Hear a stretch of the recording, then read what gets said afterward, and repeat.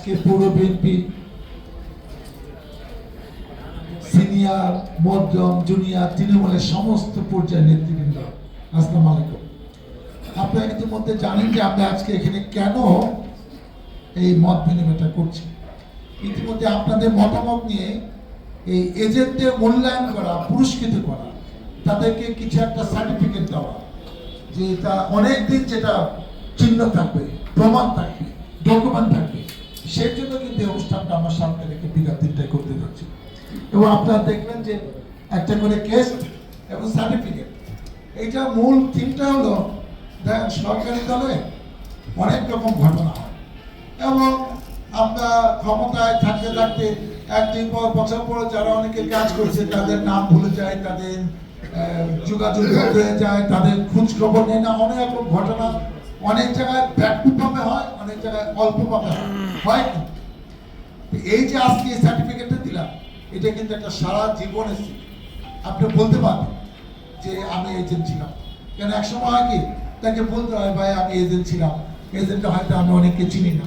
আর একটা কাজ আমি এবার করেছি, আপনাদের মনে আছে কিনা, যে আমি নমিনেশন পাওয়ার পরে চেইন অফ কমান্ড ঠিক রেখে পৌরসভা প্রেসিডেন্ট সেক্রেটারি, ওয়ার্ডের প্রেসিডেন্ট সেক্রেটারি, এরা যেখানে যেখানে যাকে এজেন্ট দিচ্ছে, আমার একটা ঘটনা মনে পড়ে না যে আমি স্বেচ্ছায় আমি আমার কোনো বিশেষ লোককে, কাছের লোককে যোগ্য মনে করে, আমার কাছের মনে করে তাকে ওখানে এজেন্ট দিচ্ছি, আমার একটা ঘটনা মনে পড়ে। আপনারা যে তালিকা দিচ্ছেন হুবাও সেই তালিকায় ফাইনাল আমি সাইন করে দিচ্ছি এবং তারা এজেন্ট ছিল।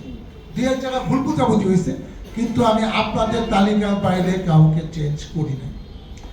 আমি চাই যেটা আপনারা দিচ্ছেন, দলে আনুগত্য হিসাব করে যারা দলে পরীক্ষিত 17 বছর, তাদেরকে আমরা মূল্যায়ন করবো না, আমি করবো না, আমরা করবো না, তা কে করবে? এখনই রাইট সময় তাদেরকে মূল্যায়ন, সেই জন্যই আমাদের এইটা খবর। সেটা এখন আশিরা বলতেছে যে ভাই তাহলে আমাদেরটা কবে, ওদের মাত্র 1400, বেশি না। ওইটা নিয়ে কথা বললাম না। আমি চিন্তা করছি যে এরকম একটা অনুষ্ঠানে কিছু লোকের অনুমতি শুনবো, আমরা কিছু বক্তব্য দিব। আপনাদের যদি কিছু বিনোদন হয়, আমরা 1-2 ঘন্টা একটু কালচার অনুষ্ঠানে যাবো। এত বড় সুন্দর অডিটোরিয়ামে খালি বক্তৃতা শুনতে যাবো, আমাদের তো চিত্তবৃত্ত দরকার। প্রধান অতিথি করছে এবং সেটা প্রধান অতিথিকে করতেছি, কারণ সরকারি দল এখন একটা গান আমরা শুনতে পারবো না। এতদিন পরে বিশাল কোথায় কোথায় গান শুনে আপনারা তো কম বেশি জানেনি, ফেসবুকে আপনারা আমার সাথে দেখবেন না, শুনবেন না, তা তো হয় না। আমি আর বেশি কিছু বলতে চাই না, কারণ বিস্তারিত বলেছে, আপনারা সব জানেন। আপনাদের দায়িত্ব 73টা কেন্দ্রের প্রেসিডেন্ট সেক্রেটারি চালান, এজেন্টগুলো আপনারা আইনেন। আর এটাকে ব্যাকআপ দেওয়ার জন্য যেহেতু আমার অফিসে লোক আছে, আমার কাছে তালিকা আছে, মোবাইল নাম্বার হয়, আমরা আমাদের মতো বলে যাতে একজনও বাদ না পড়ে। আর বাদ করলে আমি বলতে পারি কেউ অসুস্থ, এই মুহূর্তে সে সাফানে নাই, সে আসতেও পারতেছে না, তাদের সার্টিফিকেট কেস আমরা পৌঁছে দিব, কিংবা আমার কাছ থেকে পাশে এসে নিয়ে দেবে। কারণ আমরা যেহেতু তৈরি করছি, তার জন্য সে 1-2 দিন পরে পেলেও আমার কাছ থেকে নিতে পারবে, কোনো মিস ইউজ হবে। আরো কিছু ইন্টার আমাদের আছে, যাতে আমরা সবাইকে সুন্দরভাবে দিতে পারি। প্রতি বলছে ওই ডেস্ক আলাদা আলাদা থাকবে, উপরে দেওয়া থাকবে, আমার মনে হয় কোনো সমস্যা। আমি এখানে বিনয়ের সাথে অনুরোধ করবো, আপনারা কষ্ট করে আগে ভাগে আইসে আমাদের যেটা অনেক একটা মানে এই ধরনের অনুষ্ঠান নতুন। আমি 3বার এমপি হয়েছি, 5টা নির্বাচন করছি, 2 নির্বাচন বাদ দেন আওয়ামী লীগের সাথে।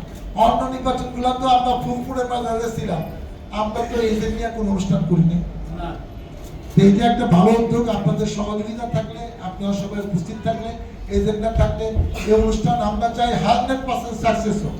এবং এই অনুষ্ঠানটা এই কারণে এটা আমরা লাইভ প্রচার করবো, এইটা থেকে আরো কোনো জায়গায় যদি বিএনপি নেতা কর্মী এজেন্ট দেবে এরকম মূল্যায়ন হয়, দলের লাভ হবে। সেটা এটা কি হলো, তাহলে আমরা এটা করতে পারি না কেন? অনেক এমপি সাহেব, অনেক নেতারা যদি এমপি সাহেবের বুদ্ধি দেয় বা এটা করলে কেমন হয়, তাহলে আমাদের বলা হবে আমাদের পরিশ্রম সার্থক হবে। আজান দিচ্ছে, আপনি অনেক কষ্ট করে আছেন, আপনাদের অনেক ধন্যবাদ জানাই।